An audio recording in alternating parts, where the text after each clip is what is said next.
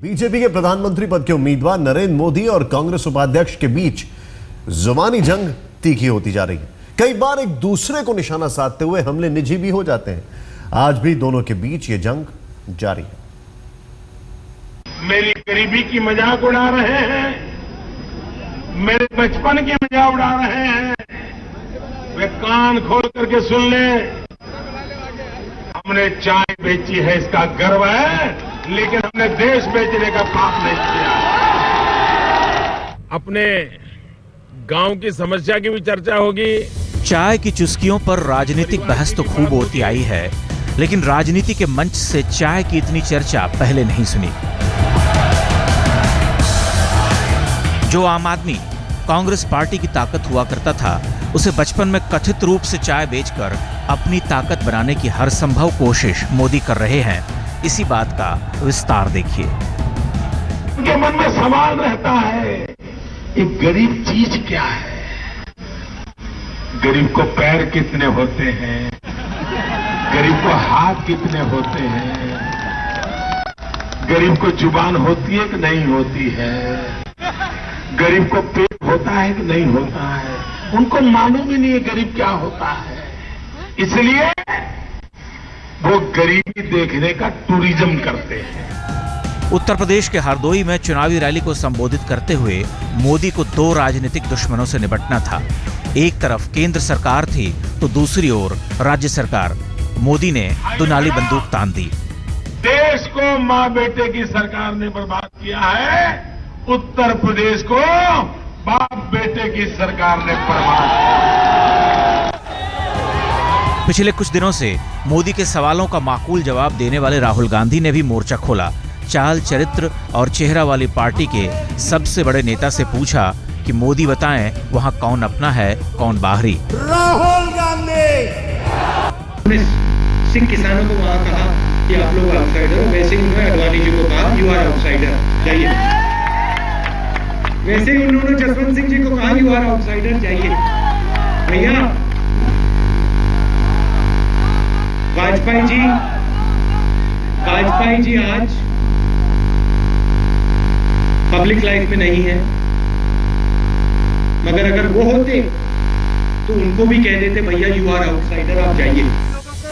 राहुल ने फिर पूछा कि देश की चौकीदारी करने को बेताब नरेंद्र मोदी बताएं कि गुजरात में वो किसकी चौकीदारी करते हैं। शिवसेना के लोग आपको मारते क्या? राहुल ने कहा मोदी विकास का डंका पीटते हैं, लेकिन अकेला चना भाड़ नहीं फोड़ता। गुजरात के विकास में किसान मजदूरों का खून पसीना है। मोदी बोले माँ बेटे के लिए अमेठी की भीख मांगती है, अमेठी की सांसदी नहीं संभलती तो देश क्या संभलेगा। आज तक ब्यूरो। बीजेपी के प्रधानमंत्री पद के उम्मीदवार नरेंद्र मोदी आक्रामक हैं। महाराष्ट्र के कल्याण में एक रैली के दौरान मोदी ने कहा कांग्रेस अहंकारी है, लेकिन जनता इस चुनाव में उसे सबक जरूर सिखाएगी। महाराष्ट्र में कांग्रेस का खाता भी नहीं खुलेगा। कई राज्य ऐसे होंगे जिसमें कांग्रेस का खाता ही नहीं खुलेगा। एक भी राज्य ऐसा नहीं होगा इस चुनाव में, एक भी, जिसमें कांग्रेस को दो आंख छूने का सौभाग्य मिले। बताइए, अभी तो नतीजे भी नहीं आए, इन्होंने पहले ही परिणाम बता दिया।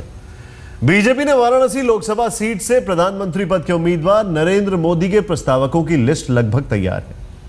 मोदी के प्रस्तावकों की लिस्ट में कौन कौन है? नरेंद्र मोदी 24 अप्रैल को वाराणसी सीट से अपना नामांकन पत्र दाखिल करेंगे।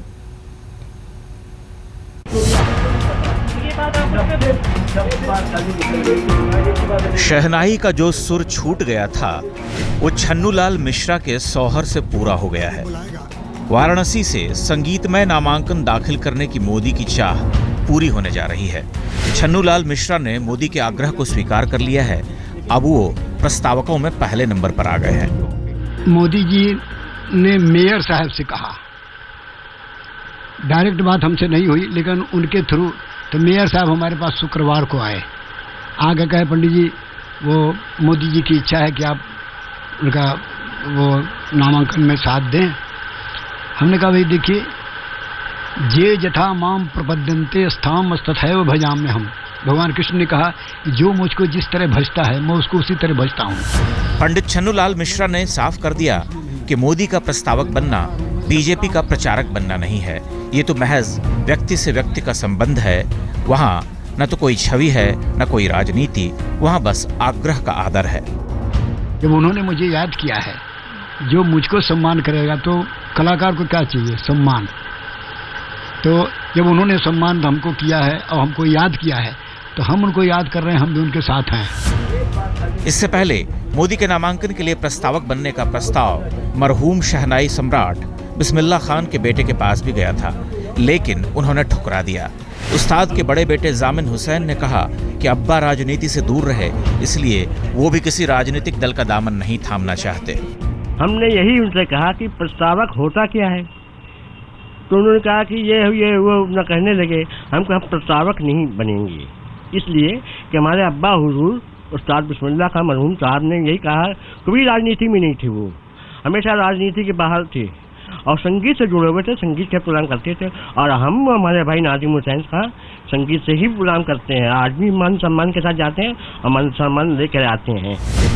मोदी के प्रस्तावकों में पंडित मदन मोहन मालवीय के परिजन हैं, निषाद नाविक है और पप्पू चायवाला है। बीजेपी ने वाराणसी से मोदी के नामांकन के लिए प्रस्तावकों की संतुलित सूची बनाने की कोशिश की थी, जहां कोई सांस्कृतिक झुकाव न हो, लेकिन मोदी के लिए स्वीकृति की शहनाई नहीं बजी। उम्मीद है बधाई का सौहर जरूर बजेगा। वाराणसी से रीमा पाराशर के साथ आज तक ब्यूरो।